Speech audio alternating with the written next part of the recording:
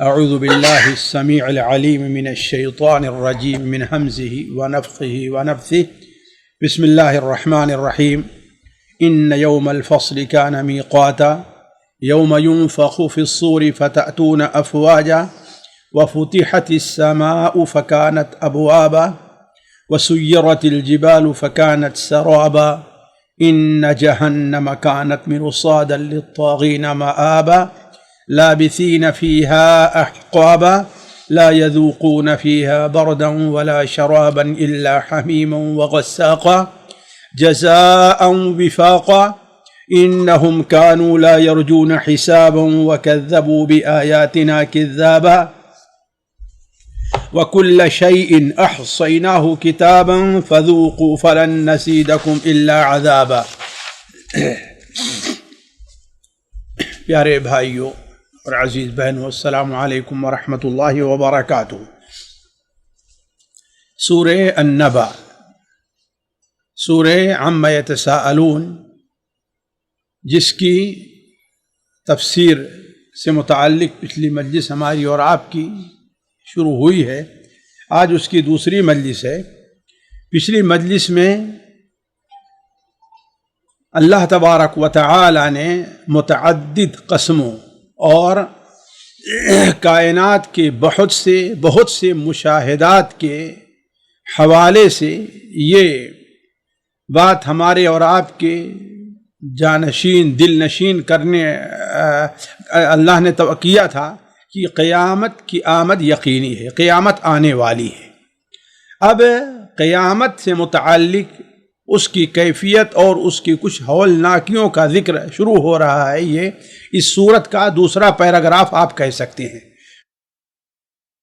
سب سے پہلے قیامت کے واقع ہونے، اس کی کچھ ہولناکیاں، پھر اس دن اللہ کے مومن بندوں کا کیا حشر ہوگا اور کافروں کا کیا حشر ہوگا، حتیٰ کہ حیوانات کا کیا حشر ہوگا. ان تمام 3 باتوں کا آگے یا 4 باتوں کا اس صورت کے اندر آگے ذکر ہوا ہے. اللہ تبارک و تعالی ارشاد فرماتا ہے ان یوم الفصل کان میقاتا. بلا شبہ یوم الفصل، یوم کے معنی جانتے ہیں دن کے ہوتا ہے، فصل یہ ہمارے ہاں عام طور پر یہ استعمال ہوتا ہے. فصل یعنی فیصلے کا دن. ان یوم الفصل، فیصلے کا دن. اس دن کون شخص قیامت پر ایمان لے آتا ہے اور کون قیامت پر ایمان نہیں لے آتا، کون شخص ہے جو اللہ تعالیٰ کی ان نعمتوں کا شکریہ ادا کرتا ہے اور کون ناشکرہ ہے، ان سب لوگوں کے درمیان یا ان سب لوگوں کا فیصلہ ہونے والا ہے. وہ کون ہے؟ ان یوم الفصل کان میقاتا. بلا شبہ یوم الفصل، فیصلے کا دن، کانا میقاتا. میقات کے معنی اصل میں ہوتا ہے وقت مقرر، اور یہ جگہ کے معنی میں بھی آتا ہے، یعنی جگہ متعین ہو کوئی، اور وقت کے لیے بھی آتا ہے. یہیں اسی سے میقات مواقیت حج ماخوذ ہیں، اسی سے مواقیت حج. اور علماء کہتے ہیں کہ مواقیت حج ہیں وہ 2 قسم کے ہیں، ایک زمانیہ ہے ایک مکانیہ ہے. مواقیت زمانیہ کیا ہے؟ شوال، ذی قعدہ اور ذی الحجہ کے ابتدائی چند دن ہیں. یہ حج کے میقات زمانیہ ہیں، یعنی جس زمانے میں حج کا احرام باندھا جا سکتا ہے. اب کوئی آدمی اگر حج کا احرام باندھے رمضان میں تو ظاہر بات اس کا حج اس کا یہ احرام صحیح نہیں ہوگا. کیوں؟ اس لیے کہ حج کا احرام باندھنے کا زمانہ ابھی نہیں آیا ہے. تو یہ میقات زمانیہ. اس طریقے سے میقات مکانیہ ہے، یعنی وہ جگہ جہاں سے حج کا احرام باندھا جاتا ہے کہ اس سے آگے حج کرنے والا، عمرہ کرنے والا بغیر احرام باندھے اس سے آگے نہیں بڑھ سکتا. جیسا کہ وہ اللہ کے رسول صلی اللہ علیہ وسلم نے 5 جگہوں کی تحدید فرمائی تھی.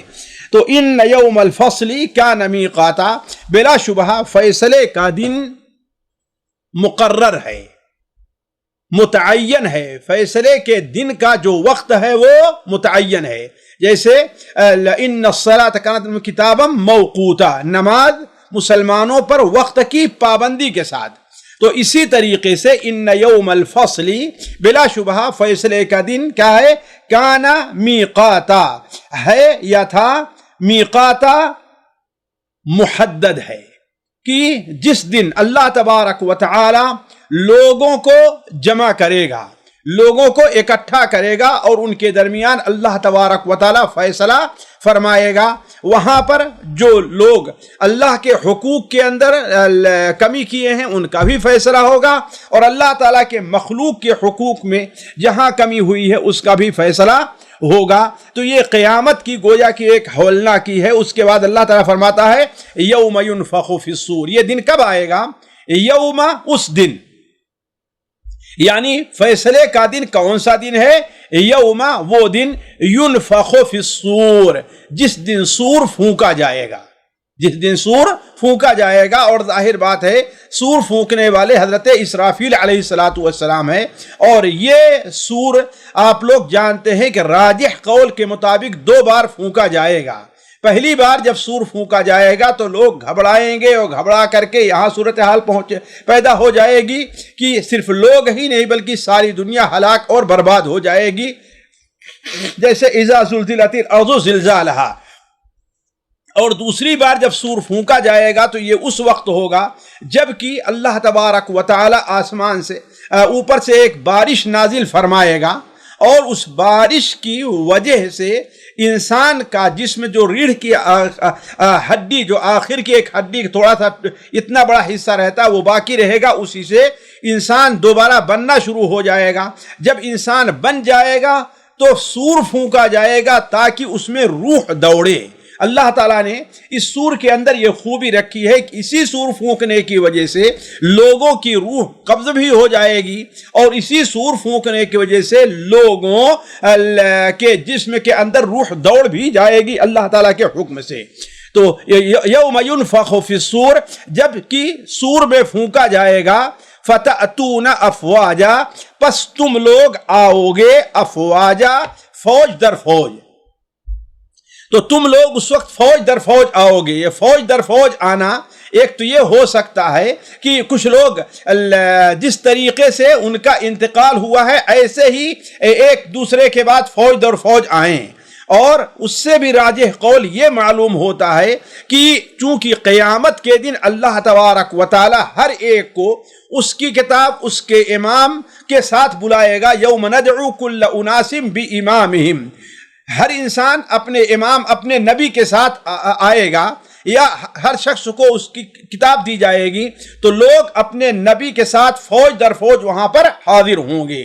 تو یوم ینفخ فی الصور، جس دن سور پھونکا جائے گا، فتأتون افواجا، تو تم لوگ فوج در فوج آؤ گے، فوج در فوج۔ اللہ تبارک و تعالی اس زمین میں، جو زمین اللہ تبارک و تعالی نے فیصلے کے دن کے لیے نئے طور پر اللہ تعالی نے اس کو پیدا فرمایا ہے، یوم تبدل الارض غیر الارض، تو اللہ تبارک و تعالی اس زمین پر لوگوں کو اکٹھا کرے گا کہ جب پہلی بار سور پھونکا جائے گا تو لوگ فوج در فوج جمع ہو جائیں گے۔ اس کے بعد وفتحت السماء فکانت ابوابا، وفتحت، اور آسمان کو کھول دیا جائے گا، وفتحت، آسمان کو کھول دیا جائے گا، فکانت ابوابا، تو یہ آسمان دروازوں والا ہو جائے گا، دروازے پہ دروازے اس میں بن جائیں گے۔ اس کیا یہ 2 وقت میں ہو سکتا ہے ساتھیوں۔ ایک وقت تو یہ ہوگا کہ جب پہلی بار سور پھونکا جائے گا تو یہ آسمان، آج جب کہ کوئی انسان آسمان پر اتنی آسانی سے نہیں، اس کے لیے ضروری ہے کہ اللہ بسلطان ہونا چاہیے، اور آسمان کے دروازے بھی ہیں، لیکن جب سور پھونکا جائے گا تو گویا آسمان پھٹ پڑے گا اور دروازے ہی دروازے بن جائیں گے۔ جس طریقے سے دروازہ رکاوٹ بنتا ہے وہاں پر کوئی چیز رکاوٹ بننے والی نہیں ہوگی۔ دوسرا معنی یہ ہو سکتا ہے کہ یوم تشقق السماء بالغمام ونزل الملائکۃ تنزیلا، یعنی جب اللہ تبارک و تعالی لوگوں کے درمیان فیصلہ کرنے کے لیے فرشتوں کے جلوں میں آئے گا تو وہ اللہ جو اوپر کا جو حصہ ہوگا گویا ان کے لیے، فرشتوں کے لیے کھول دیا گیا ہے کہ وہ حشر کے میدان میں اللہ تبارک و تعالیٰ کی تعظیم اور اس کی تسبیح کرتے ہوئے اللہ تعالیٰ کے سامنے حاضر ہوں۔ تو دونوں معنی لیا جا سکتا ہے، وَفُتِحَتِ السَّمَاءُ فَكَانَتْ أَبْوَابًا، اور کھول دیا جائے گا آسمانوں کو، یہاں تک کہ وہ آسمان کو یہاں تک کہ وہ دروازے بن جائیں۔ اس سے یہ بھی مراد لیا جا سکتا ہے کہ پہلی بار جب سور پھونکا جائے گا تو یہ آسمان جسے اللہ تبارک و تعالی نے اس سے پہلے بیان فرمایا ہے کہ وَجَعَلْنَا فَوْقَكُمْ سَبْعًا شِدَادًا، ہم نے تمہارے اوپر یہ سبعاً شداد 7 بڑے مضبوط اور قوی جو آسمان بنائے ہیں، وہ آسمان اس سور کے پھونکنے کی وجہ سے کیا ہے، وہ ٹوٹ پھوٹ جائے گا، دروازے بن جائیں گے۔ تو وَفُتِحَتِ السَّمَاءُ فَكَانَتْ أَبْوَابًا وَسُيِّرَتِ الْجِبَالُ فَكَانَتْ سَرَابًا۔ اس سور کا ایک اثر یہ بھی ہوگا کہ وَسُيِّرَتِ الْجِبَالُ، دیکھیں قرآن مجید میں اللہ تبارک و تعالی نے عظمت اور سختی کے طور پر اپنے 2 مخلوق کا خصوصی ذکر کیا ہے، پہاڑ کا اور آسمان کا۔ تو جب اس سور کی وجہ سے یہ پہاڑ اور آسمان کی یہ کیفیت ہوگی تو عام مخلوقات اور انسان جو کمزور ترین مخلوق ہے اس کی کیا کیفیت ہوگی؟ تو وَسُيِّرَتِ الْجِبَالُ فَكَانَتْ سَرَابًا۔ وَسُيِّرَتِ الْجِبَالُ، سَيَّرَ يُسَيِّرُ، سیر اسی سے بنا ہے، یعنی چلا دیا جائے گا۔ وَسُيِّرَتِ الْجِبَالُ، اور پہاڑوں کو چلا دیا جائے گا۔ فَكَانَتْ سَرَابًا، تو وہ پہاڑ سراب بن جائے گا۔ سراب جانتے ہیں ایک دھوکہ، یعنی دور سے تو ریت یا ایسی چیزوں پر نظر آئے کہ وہاں پر کیا ہے، آسمان ہے، وہاں پر پانی ہے، لیکن جب قریب آئے تو وہاں پانی کی وہ کیفیت نہیں ہوگی۔ قرآن مجید میں اللہ تبارک و تعالی نے اس پہاڑوں کی مختلف کیفیت بیان فرمائی ہے۔ ایک تو یہ ہے فَدُكَّتَا دَكَّةً وَاحِدَةً، یعنی جب سور پھونکا جائے گا تو گویا انہیں کوٹ دیا جائے گا، جس کی وجہ سے، کوٹنے کی وجہ سے کیا ہو جائیں گے، وہ کَالْعِهْنِ الْمَنْفُوشِ ہو جائیں گے، یعنی ایسے باریک ہو جائیں گے گویا کہ وہ روئی کے گالے ہیں، یعنی جس طریقے سے دھنی ہوئی روئی ہوا کرتی ہے، اور وہ اتنے ریزے ہو جائیں گے کہ تحسبها جامدة وهي تمر مر السحاب، آج تم اسے دیکھتے ہو کہ وہ جمع ہیں لیکن تمر مر السحاب، ان کی کیفیت یہ ہو جائے گی۔ اس کے بعد جو کیفیت ہوگی یہ ہوگی کہ جب یہ پہاڑ کوٹ دیے جائیں گے اور انہیں کالعہن المنفوش بنا دیا جائے گا تو یہ پہاڑ چلنے ہو جائیں گے، ہباء منثورا ہو جائیں گے، یعنی وہ چلتے رہیں گے جس طریقے سے ریت کے ذرات چلتے ہیں، اور پھر آخر میں چوتھی یا 5ویں بار ان کی کیفیت یہ ہو جائے گی کہ فکانت سرابا، یعنی ان کی کوئی حیثیت، یعنی اب تک جو ان کے ایک پہاڑ کی حیثیت تھی، اس کے بعد روئی کے فاہوں کی حیثیت رکھ گئی، اس کے بعد وہ ان کی حیثیت جب کوٹے ہوئے جب ریت کے ذرات جیسی ہو گئی، پھر اس کے بعد اس کی حیثیت یہ ہو جائے گی کہ وہ بدلیوں کی طریقے سے اڑنے شروع ہو جائیں گے، یہاں تک کہ آخر میں ان کی کیفیت یہ ہو جائے گی فکانت سرابا، گویا کہ وہ کیا ہے، سراب ہے۔ یہ کیفیت ہے کس کی، آسمان کی جو مختلف جگہ بیان کی گئی ہے، تو اس کو سمجھنا چاہیے کہ اس میں کوئی تعارض نہیں ہے، ایک ہی بار سور پھونکنے کے بعد ان کی یہ کیفیت پہاڑوں کی ہو جائے گی۔ تو وَسُيِّرَتِ الْجِبَالُ فَكَانَتْ سَرَابًا، اس کے بعد اللہ تعالیٰ ارشاد فرماتا ہے کہ جب یہ کیفیت ہوگی، لوگ آسمان کی یہ کیفیت ہوگی، پہاڑوں کی یہ کیفیت ہوگی، لوگوں کو جمع کر دیا جائے گا، فیصلے کا دن آ گیا رہے گا، تو کیا ہوگا، إِنَّ جَهَنَّمَ كَانَتْ مِرْصَادًا، جہنم گھات میں ہے، مرصاد کے معنی ہوتا ہے وہ جگہ جہاں پر شکاری چھپ کر کے شکار کرنے کے لیے بیٹھتا ہے کہ شکار جس کو کر رہا ہے وہ دیکھ نہ پائے اور اچانک اس کے اوپر حملہ کر دے، اسی کا ترجمہ ہم لوگ اپنی زبان میں گھات کہتے ہیں۔ تو ان جہنم کانت مرصادا، بلا شبہ جہنم گھات میں ہے، یہ انسان کو خوف دلانے کے لیے گویا کی بڑی عظیم چیز ہے کہ انسان جہنم کوئی معمولی چیز نہیں ہے۔ اگر کسی انسان کے گھات میں اس کا کوئی دشمن ہوا کرتا ہے، اگر کسی انسان کے گھات میں کوئی اس کی غلطی نکالنے والا ہوا کرتا ہے، اگر کسی انسان کی گھات میں اس کا کوئی مال چوری کرنے والا ہوا کرتا ہے، تو انسان کس قدر حریص اور ہوشیار رہا کرتا ہے کہ کہیں ہمارے اوپر حملہ نہ ہو جائے، جائے کہ جہنم جیسی چیز اگر کسی انسان کے گھات میں ہے تو یہیں سے اندازہ لگتا ہے کہ لوگ کس قدر جہنم کے بارے میں غفلت کے اندر ہیں۔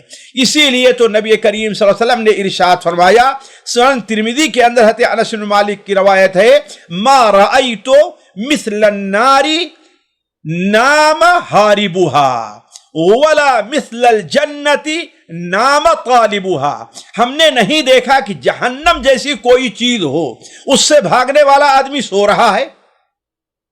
یعنی ہونا تو یہ چاہیے کہ جہنم کے خوف سے لوگوں کو نیند نہ آئے، لوگوں کو سکون نہ ملے، لیکن اس صورتحال یہ ہے صرف یہی نہیں کہ جائز سونا ہی نہیں بلکہ ناجائز سونا، بعض ایسی چیزیں کہ جن کو ادا کرنا چاہیے اس وقت میں بھی، یعنی فجر کی نماز ہے اس وقت بھی لوگ سوئے رہ جاتے ہیں۔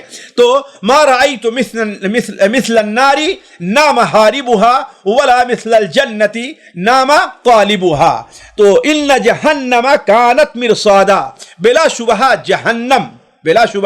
جہنم کانت مرصادا، یہ گھات میں ہے۔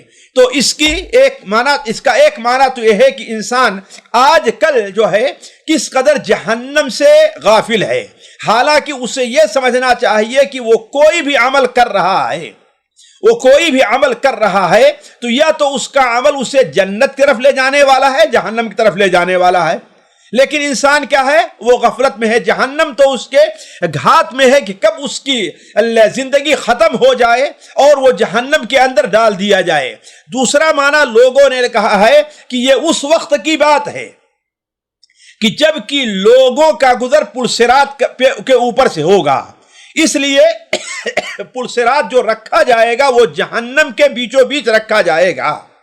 علماء کہتے ہیں کہ وہاں پر جہاں پر وہ پل صراط رکھا جائے گا وہیں پر جہنم کے میں جن فرشتوں کی ذمہ داری لوگوں کو جہنم میں ڈالنے کی ہے وہ بھی وہاں پر موجود ہوں گے، اور وہ فرشتے بھی موجود ہوں گے جن کی ذمہ داری لوگوں کو جنت طرف لے جانے کی ہے۔ تو گویا کہ وہاں پر وہ فرشتے جو جہنم میں لے جانے والے ہیں وہ گھات میں بیٹھے ہیں، جیسے لوگ اس سے گزرنا چاہیں گے، اگر ان کا پاسپورٹ صحیح نہیں ہے، جواز الصراط، ان کا پاسپورٹ صحیح نہیں ہے، ان کے پاسپورٹ کے اندر غلطی ہے، تو گویا وہ فرشتے جو جہنم کے ہیں وہ گھات میں ہے، فوراً ہی اسے کھینچ کر کے جہنم میں گرا دیں گے۔ تو دوسرا معنی بعض مفسرین نے یہ لیا ہے کہ ان جہنم کانت مرصادا، تو لوگ اس سے غافل ہیں، حالانکہ انہیں جو جنت میں جو ان کا اصل مرکز ہے، جہاں سے انہیں نکالا گیا ہے، جہاں پر انہیں اصل جانا چاہیے، جب وہ راستہ اختیار کریں گے تو انہیں یاد رہنا چاہیے کہ جہنم وہاں پر گھات کے اندر بیٹھی ہوئی ہے۔ تو ان جہنم کانت مرصادا للطاغین مآبا، للطاغین، طاغین جمع ہے طاغی کی، طغا کے معنی ہوتا ہے حد سے آگے بڑھنا، حد سے تجاوز کرنا۔ یہ بھی پچھلی سورت کے اندر بھی آ چکی ہے یہ بات، یہ آیت ہے فَأَمَّا مَنْ طَغَى وَآثَرَ الْحَيَاةَ الدُّنْيَا، اور یہ طغیان جیسا کہ پچھلی مجلس کے اندر ہم نے پچھلے سورت کی تفسیر میں ہم نے بیان کیا تھا کہ دو معنی رکھتا ہے۔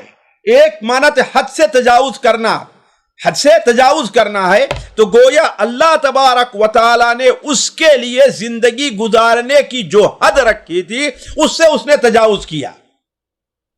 مثال کے طور پر اللہ تبارک و تعالیٰ نے اسے اپنی عبادت کے لیے پیدا کیا ہے، یعنی اگر اسے زندہ رہنا کا عبادت کے لیے زندہ رہنا ہے، لیکن وہ حد سے تجاوز کر کے عبادت کو چھوڑ کر کے اس سے اور آگے بڑھ گیا ہے۔ تو ایک معنی تو یہ ہے حد سے تجاوز کرنے کا، یعنی اللہ تبارک و تعالیٰ کے جو احکام ہیں، اللہ نے اس کے لیے جو حد رکھی ہے کہ اس سے آگے نہیں بڑھنا چاہیے، لیکن وہ اس سے آگے بڑھ جا رہا ہے۔ دو معنی میں، ایک معنی کی واجبات کو ترک کر رہا ہے، اور دوسرا معنی یہ ہے کہ وہ محرمات کا ارتکاب کر رہا ہے۔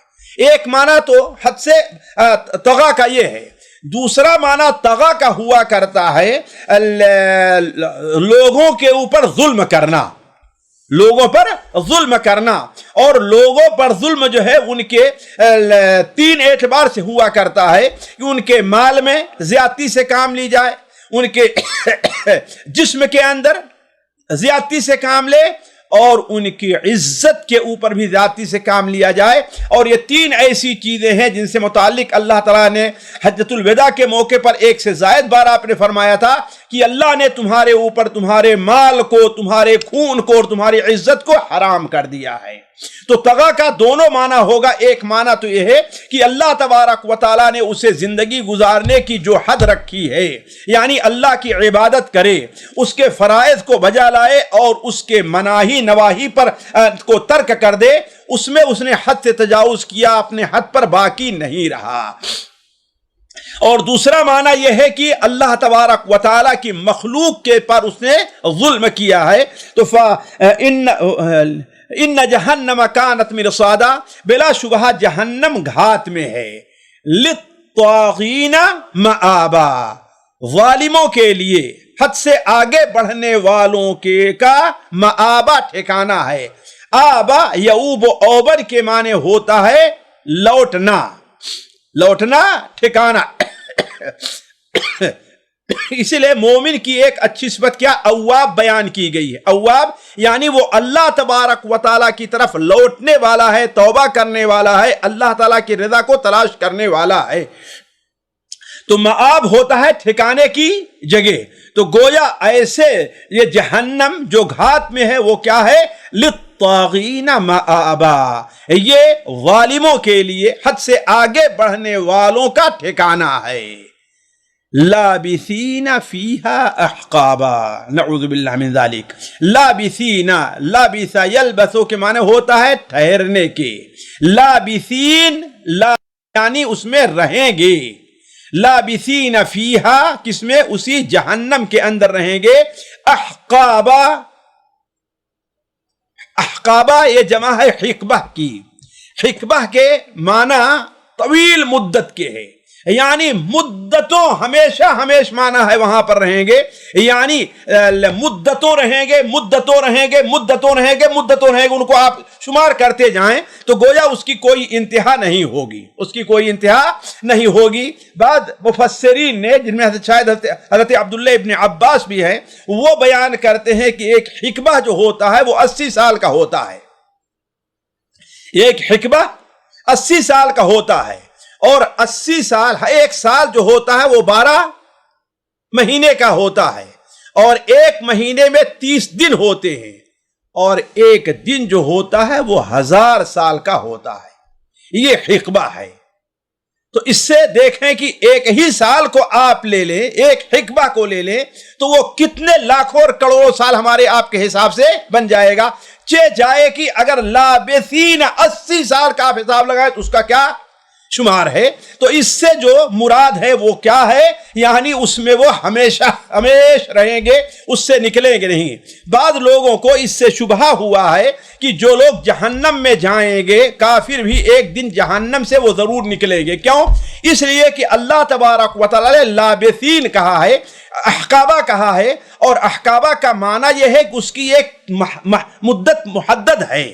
گویا اس تحدید کے بعد، اس مدت معینہ کے بعد وہ لوگ نکلیں گے، وہ چاہے 1000 سال، لاکھ سال، کروڑ سال بھی رہے، لیکن ایک دن وہ اس سے نکلیں گے۔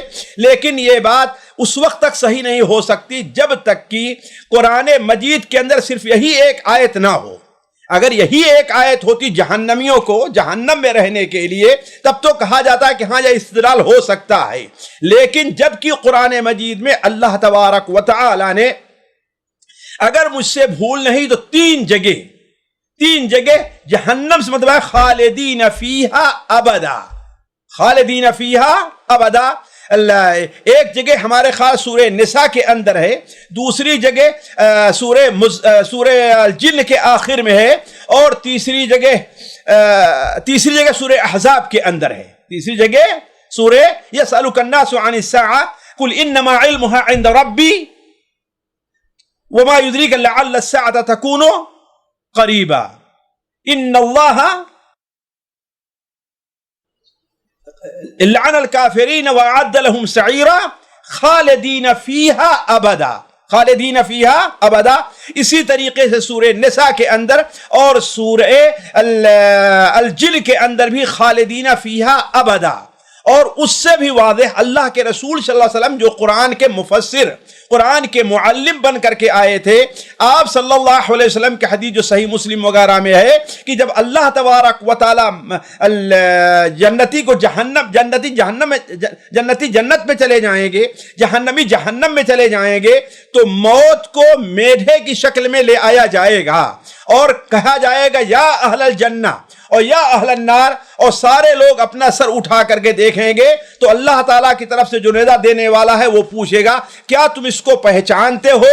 تو وہ کہیں گے ہاں یہ موت ہے۔ تو جنت اور جہنم کے درمیان اسے ذبح کر دیا جائے گا اور کہے گا یا اہل الجنہ خلود اور یا اہل النار خلود، اے اہل جنت اب ہمیشہ ہمیشہ رہنا ہے، اس میں سے نکل کر کے نکلنا نہیں ہو سکتا ہے، اور اے جہنم والو اس میں ہمیشہ ہمیشہ رہنا اور نکل کر کے یہاں سے جانا نہیں ہے۔ تو اگر صرف یہی آیت ہوتی تو کہا جا سکتا کہ ان لوگوں کا استدلال کس طریقے سے صحیح ہو سکتا ہے جن میں بعض فضلہ بھی رہے ہیں، لیکن حقیقت یہ ہے کہ صرف یہی ایک آیت نہیں ہے اور نہ ہی دیگر حدیثوں سے اس کی تائید ہوتی ہے۔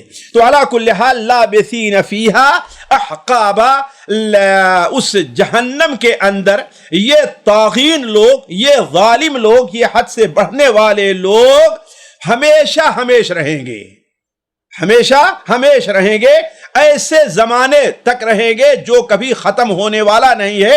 اسی لیے بہت سے مفسرین نے اس کی تفسیر کی ہے دہوراً لا تنقطع، ایسے دہر دہر دہر زمانہ در زمانہ کہ وہ کبھی ختم ہونے والا نہیں ہوگا۔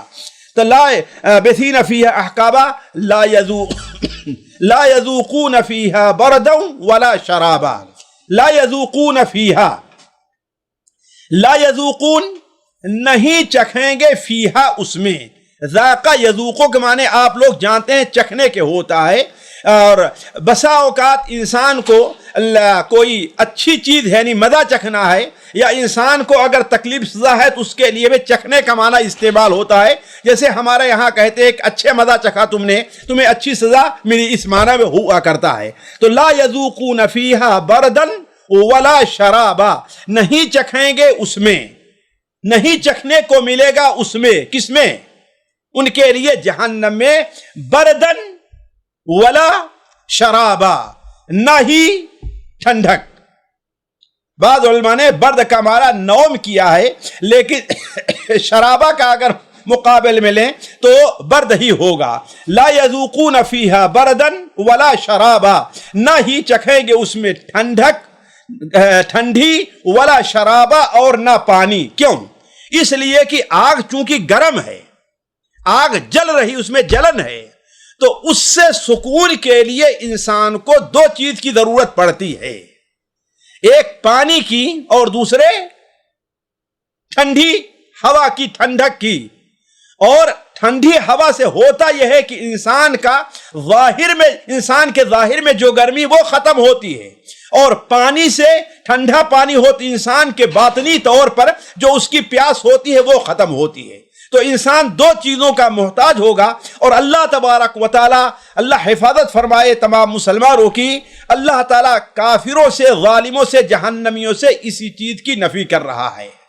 لابثین فیہا احقابا، اس میں وہ ہمیشہ ہمیشہ رہیں گے، لا یذوقون فیہا، نہیں چکھیں گے اس میں، بردن، نہ ٹھنڈک کو، ولا شرابا، اور نہ ہی پانی کو۔ یعنی ظاہری جسم کو ٹھنڈا کرنے کے لیے انہیں کہیں ٹھنڈک نہیں ملے گی، اور جسم کے داخلی حصے کو، اس کو پیاس بجھانا ہے اور داخلی اندر جو ہے اس کو دور کرنے کے لیے پانی کی ضرورت ہے، وہ بھی ملنے والا نہیں ہے۔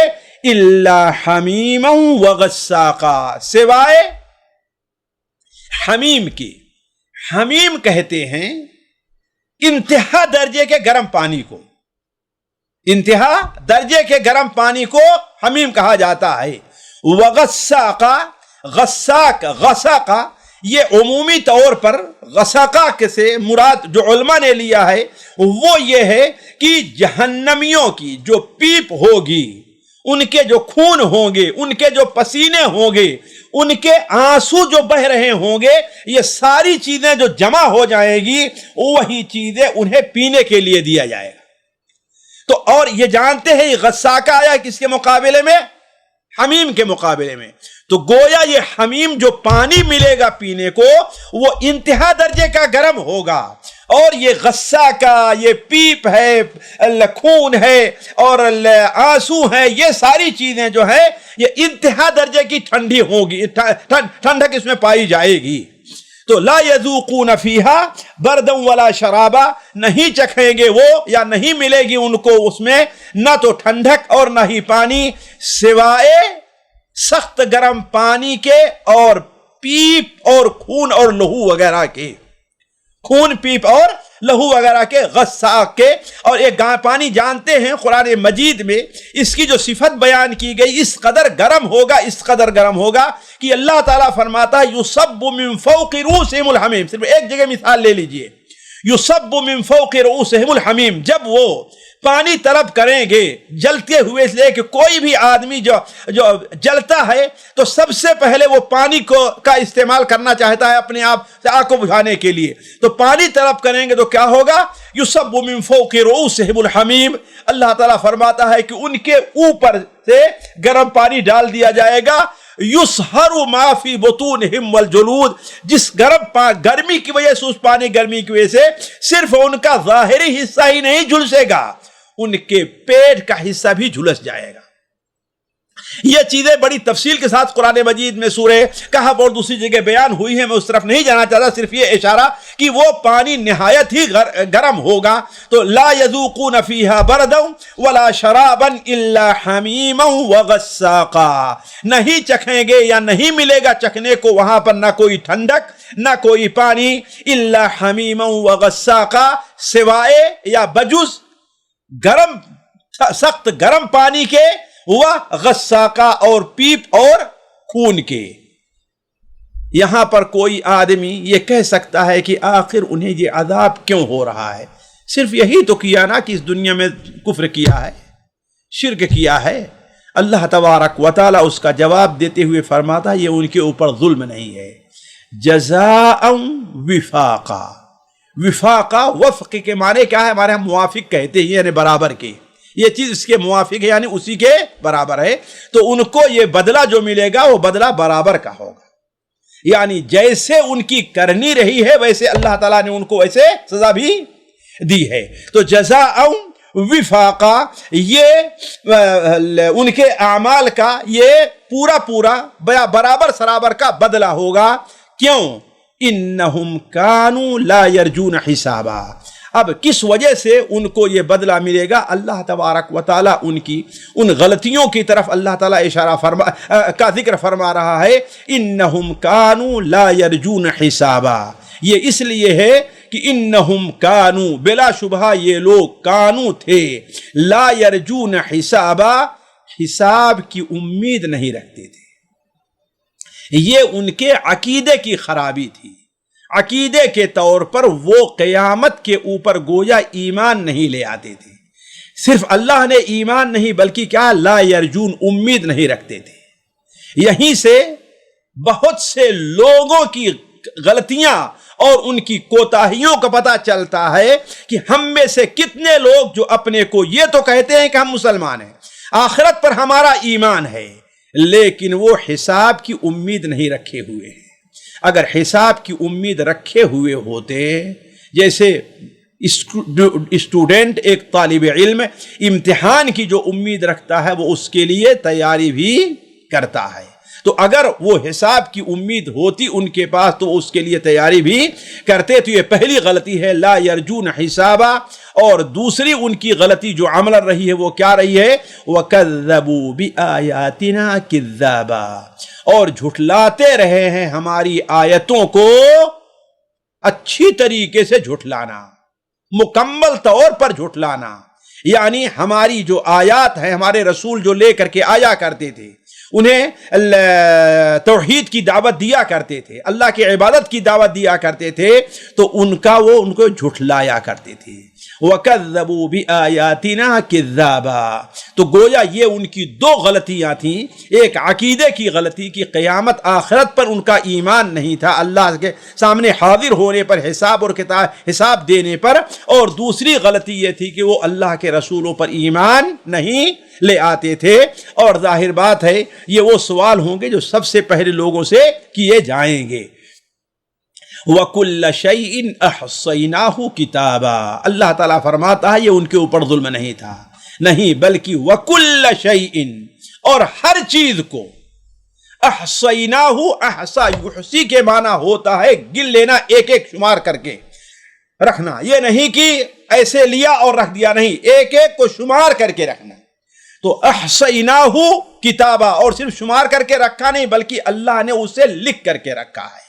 تو وَكُلَّ شَيْءٍ أَحْصَيْنَاهُ، اور ہر چیز کو، گویا ان کی کوئی چھوٹی غلطی، ان کی کوئی بڑی غلطی ایسی نہیں تھی جو چھوٹ گئی ہو۔ وَكُلَّ شَيْءٍ، اسی لیے اسے مقدم کیا ہے، اللہ نے نہیں فرمایا احصینا کل شیء، یہ نہیں فرمایا، اللہ نے پہلے کا وَكُلَّ شَيْءٍ مقدم کیا، اور جانتے ہیں جس چیز کو مؤخر ہونا چاہیے اگر اسے مقدم کر دیا جائے تو اس کے اندر حصر کا مادہ پایا جاتا ہے۔ تو وَكُلَّ شَيْءٍ، گویا ہر چیز کو، کوئی بھی چیز، جیسا کہ سورہ کہف میں ہے کہ وہ کہیں گے مَا لِهَذَا الْكِتَابِ لَا يُغَادِرُ صَغِيرَةً وَلَا كَبِيرَةً إِلَّا أَحْصَاهَا۔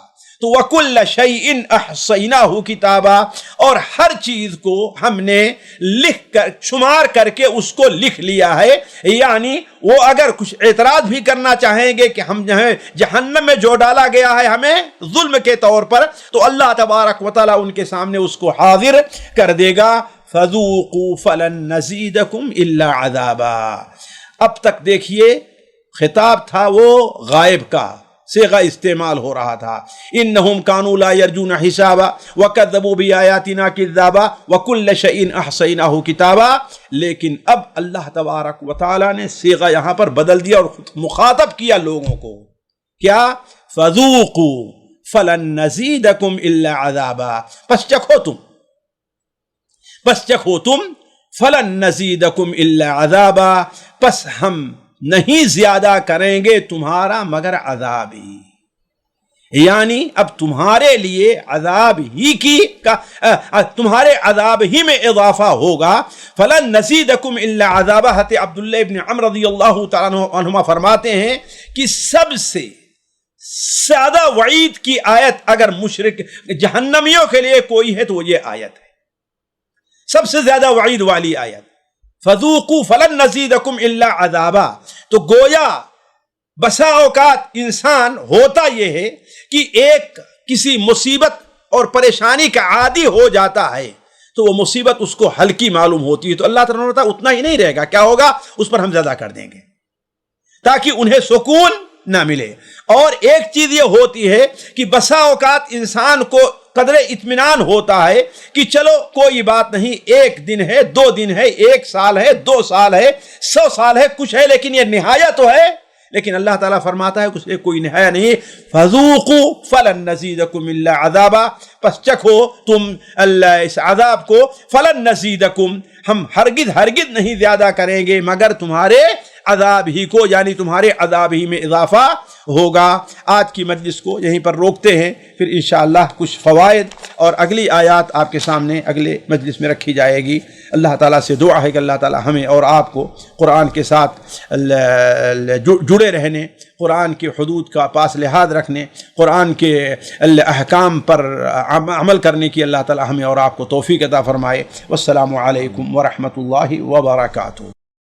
سامعین کرام، ہمارے علمی اور عوامی دروس اور سوال و جواب کی مجلسوں سے آپ خود بھی مستفید ہوں اور اپنے دوست و احباب کے ساتھ بھی شیئر کریں۔ عین ممکن ہے کہ آپ کے شیئر سے کسی کی اصلاح اور آپ کے لیے صدقہ جاریہ بن جائے۔ واٹس ایپ پر اسلامک میسج حاصل کرنے کے لیے نمبر نوٹ فرمائیں: یعقوب عزیز 00966 5089 59707۔ واٹس ایپ سوال و جواب گروپ میں ایڈ ہونے کے لیے نمبر نوٹ فرمائیں: عبدالسلام عمری 00966502627 نمبر بھیجتے ہوئے نام اور پتہ ضرور لکھیں۔ اسی طرح ہمارے یوٹیوب چینل اسلامی دعویٰ کو ضرور سبسکرائب کریں تاکہ ہماری ہر نئی اور اہم ویڈیو کی اطلاع آپ کو فوری حاصل ہو جائے۔ تمام دروس، مقالات اور سوال و جواب سیریز کے لیے ہماری مشہور ویب سائٹ www.islamidawah.com کا مشاہدہ کرتے رہیں۔ السلام علیکم ورحمۃ اللہ وبرکاتہ۔